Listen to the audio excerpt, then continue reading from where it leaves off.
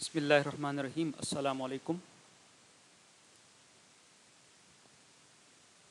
आज हम स्काडा के अंदर कम्युनिकेशन कंट्रोल को देखेंगे कि कम्युनिकेशन कंट्रोल्स के लिए कौन कौन से प्रोटोकॉल्स को हम यूज़ करते हैं।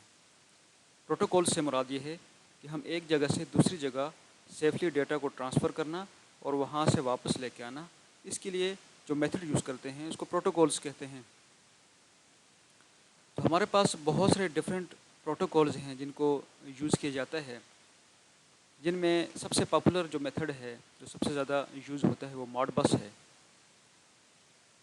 ये कम्युनिकेशन प्रोटोकॉल है जिसको मोडिकॉन ने बनाया था और ये इंफॉर्मेशन को ट्रांसमिट करता है सीरियल लाइंस पे भी और इथरनेट पे भी, दोनों पे भी, इलेक्ट्रॉनिक डिवाइसेस के लिए। और डिवाइसेस को वहाँ से, यानी the devices requesting the information is called Modbus master and the devices supplying the information are Modbus slaves. ये जो मेन डिवाइस होता है जो इन्फॉर्मेशन भेज रहा होता है, वो जो है ना, वो उसका मास्टर होता है, और जो जिनको इन्फॉर्मेशन जा रही होती है वो स्लेव्स कहलाते हैं। एक मास्टर होता है और उसके बहुत सारे स्लेव्स होते हैं, और उन स्लेव्स को इन्फॉर्मेशन जो जाती है, उस इन्फॉर्मेशन को, उस डेटा को ये जो मास्टर है वो कंट्रोल कर रहा होता है। In a standard Modbus network there is one master and up to 247 slaves. एक नेटवर्क के अंदर, टॉपिकल नेटवर्क के अंदर, एक मास्टर के साथ 247 स्लेव्स लगाए जा सकते हैं, each with a unique slave address from 1 to 247। हर एक के लिए यूनिक एड्रेस होता है। The master can also write information to the slaves. ये मास्टर जो होता है ये इन्फॉर्मेशन स्लेव्स के लिए राइट भी कर सकता है। मास्टर इन्फॉर्मेशन जो भेजता है वो इस तरह होती है हमारे पास कि कोड की शक्ल में होती है। उसमें पहले नंबर पे स्लेव की आईडी होती है, स्लेव नंबर 1 है, 2 है, 3 है, जो भी है। दूसरे नंबर पे उस कोड के अंदर फंक्शन कोड होता है। फंक्शन कोड में ये भेजता है कि उसने क्या काम करना है, रीड करना है डेटा, राइट करना है, रजिस्टर है, कोई और डेटा को स्टोर करना है, कोई और काम करना है, तो वो फंक्शन कोड के अंदर वो डेटा, वो कमांड होती है। तीसरे नंबर पे डेटा होता है, जो ये कमांड भेज रहा होता है, जो काम करने के लिए जो ये डेटा भेज रहा है होता है, किसने, मास्टर से क्या डेटा लेना है, वो डेटा के अंदर होता है। और तीसरे नंबर पे उस कोड के अंदर CRC चेकिंग होती है, यानी cyclic redundancy check, error checking होती है। हर उसके बाद जो है ना, इसको ये एरर चेकिंग करता है। एरर जब फ्री होता है तब ये डेटा को सेंड और रिसीव करता है। तो मॉडबस हमारे पास यूज़ होता है कम्युनिकेशन के लिए। मॉडबस जो है ये सीरियल और इथरनेट दोनों के ऊपर इम्प्लीमेंट किया जाता है। Modbus is responsible to transfer data between RTU and MTU in a secured way। अगर हम सीरियल में यूज़ करते हैं तो मास्टर और स्लेव कहेंगे। अगर हम ईथरनेट में यूज़ करते हैं तो उसके लिए जो डेटा, जिससे डेटा सप्लाई कर रहा होता है, वो क्लाइंट होता है, और जिसको डेटा प्रोवाइड किया जाता है स्लेव्स की जगह पे, वो सर्वर कहलाते हैं। क्लाइंट सर्वर का मेथड होता है ईथरनेट के लिए। इस तरीके से दूसरा एक प्रोटोकॉल है हमारे पास, DNP, distributed network protocol, DNP3। ये भी यूज़ होता है। इस तरीके का एक ये नेटवर्क है, डेटा को ट्रांसफ़र करने के लिए यूज़ किया जाता है। उसके बाद एक है कैन, यानी controller area network. A controller area network CAN bus is a robust vehicle bus standard. ये एक स्टैंडर्ड बस होती है जो कि design to allow the micro controllers and devices to communicate with each others applications without a host computer. इसमें कोई host computer नहीं होता कि सबके डेटा को एक होस्ट के पास आ रहा हो।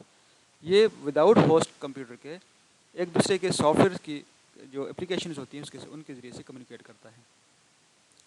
उसके बाद हमारे पास प्रोफी बस DP होता है। प्रोफी बस से बनता है प्रोसेस फील्ड बस, और DP से बनता है डिसेंट्रलाइज्ड पेरिफेरल्स।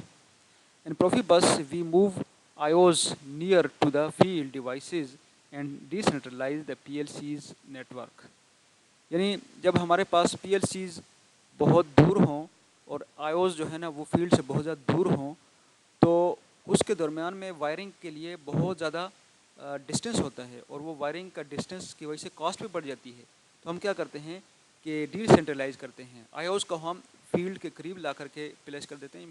मसलन फील्ड में मोटर्स लगे हुए हैं, सेंसर लगे हुए हैं, एक्चुएटर्स लगे हुए हैं, तो उनके करीब हम आईओस को प्लेस कर देते हैं और फिर वहाँ से प्रोफी बस एक डिवाइस, प्रोफी बस जो है ना वो प्रोटोकॉल यूज़ करके पीएलसी तक डेटा पहुँचा देते हैं। तो इस तरीके से हमारे पास ये डिसेंट्रलाइज कर देता है। फिर डायरेक्ट नेट होता है। डायरेक्ट नेट के ज़रिए से ये भी एक कम्युनिकेशन प्रोटोकॉल है, इसके ज़रिए से भी डेटा सेंड किया जाता है और भेजा जाता है और रिसीव किया जाता है।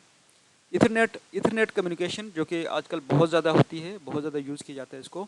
इसके अंदर जो है ना लॉन्गर डिस्टेंस तक हम डेटा को ट्रांसफ़र कर सकते हैं और इसमें जो है ना क्लाइंट सर्वर मेथड होता है। जो डेटा जिस होस्ट से जा रहा होता है वो क्लाइंट कहलाते हैं और जिनको जा रहा होता है वो सर्वर कहलाते हैं। तो सर्वर का इसमें भी उसी तरीके से जिस तरह मॉडबस में है, एक ये कोड भेजते हैं और उस कोड में मॉडबस एप्लीकेशन एड्रेस होता है, MBAP होता है, फंक्शन कोड होता है और डेटा होता है।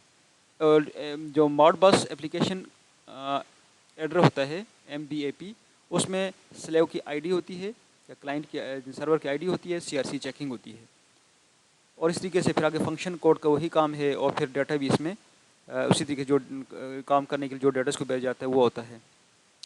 फिर इसके साथ हमारे पास है कि SNMP, ये भी एक हमारे पास मेथड है जिसके ज़रिए से हम डेटा को ट्रांसफ़र करते हैं। सिंपल नेटवर्क मैनेजमेंट प्रोटोकॉल इसको कहते हैं। Is a way for different devices on a network to share information with one another. It allows devices to communicate even if the devices are different hardware and run different softwares. अगर devices का hardware different हो, different software को run कर रहे हो तब ये communicate करता है। TCP/IP ट्रांसमिशन कंट्रोल प्रोटोकॉल इसको कहते हैं। Internet protocol transmission control protocol slash internet protocol TCP/IP, ये बहुत ज़्यादा यूज़ किया जाता है इथरनेट के लिए, इथरनेट कम्युनिकेशन में। और फिर फील्ड बस है। फील्ड बस भी हमारे पास मुख्तलिफ शक्ल में होता है। ये रिंग की शक्ल में भी होता है, ब्रांच की शक्ल में भी होता है, स्टार की शक्ल में भी होता है, डेजी चेन की शक्ल में होता है। यूजुअली हम सीरियल कम्युनिकेशन के लिए डेजी चेन मेथड यूज़ करते हैं। सीरियल कम्युनिकेशन में जो वायर्स हम यूज़ करते हैं RS-232 होती है, RS-485 होती है, RS-422 होती है। RS-232 जो है ना ये वन मास्टर वन स्लेव इसमें हम सेलेक्ट कर सकते हैं, जबकि RS-485 में एक मास्टर के साथ सेवरल स्लेव डिवाइसेस को कनेक्ट किया जा सकता है। और इस तरीके से RS-422 के साथ भी काफ़ी सारे स्लेव डिवाइसेस कनेक्ट किए जा सकते हैं। इथरनेट कम्युनिकेशन में हमारे पास क्लाइंट सर्वर मेथड होता है और उसमें भी हमारे पास इस तरीके से एक कोड भेजे जाते हैं जिसको कहते हैं मॉडबस एप्लीकेशन एड्रेस। उसके अंदर CRC चेकिंग होती है, स्लेव की आईडी होती है, फिर फंक्शन कोड होता है। फंक्शन कोड के अंदर उसको बताया जाता है कि उसने रीड का काम करना है, राइट का काम करना है या रजिस्टर का काम करना है। तो वो सारी चीज़ें फंक्शन कोड के अंदर आ जाती हैं। फिर डाटा होता है कि इसने काम क्या करना है, जो उसको मास्टर की तरफ से या क्लाइंट की तरफ से भेजा जाता है। कोड इस शक्ल में होता है, slave ID, function code, data और CRC checking. Slave code ID मैंने बताया, हर एक स्लेव की अपनी आईडी होती है, उससे उसको डिफ्रेंशिएट किया जाता है। फंक्शन कोड में उसका फंक्शन कोड होता है, यानी उसमें क्या काम करना है, रीड राइट का काम करना है, रजिस्टर का काम करना है या जो भी काम करना है वो काम उसमें दिया जाता है। और डेटा में जो है ना मास्टर की तरफ डेटा भेजा जाता है वो होता है। और CRC चेकिंग में उसका साइक्लिक रिडंडेंसी चेक होता है, यानी एरर चेकिंग होती है। उसके बाद हमारे पास कम्युनिकेशन सिस्टम्स कौन कौन से हैं। कम्युनिकेशन सिस्टम्स हमारे पास डिफरेंट किस्म के हैं। स्विच टेलीफोन नेटवर्क, STN जिसे कहते हैं, switch telephone network, telephone line जो होती हैं उसके ज़रिए से हम कम्युनिकेट करते हैं। फिर लीज लाइन्स होती हैं, बाज़ लाइन्स होती हैं लोगों ने वो लीज़ पे ली होती हैं हुकूमत से, तो उस पर वो कम्युनिकेट करते हैं अपनी मुख्तलिफ इंडस्ट्रीज़ के दरमियान, या फिर मुख्तलिफ इंडस्ट्रीज़ ने मिल करके वो लीज़ पे ली होती हैं। तो मुख्तलिफ इंडस्ट्री स्टेट उस पर कम्युनिकेट करती हैं अपने नेटवर्क को चलाने के लिए। फिर प्राइवेट नेटवर्क होते हैं, LAN, RS-485 प्राइवेट नेटवर्क भी होते हैं। बाद लोगों ने अपनी जो है कम्युनिकेशन के लिए नेटवर्क बनाया होता है, तो उसके ज़रिए से सिर्फ वो लोग ही अपने प्राइवेट नेटवर्क पे कम्युनिकेट कर सकते हैं। ये ज़्यादा सिक्योर होता है।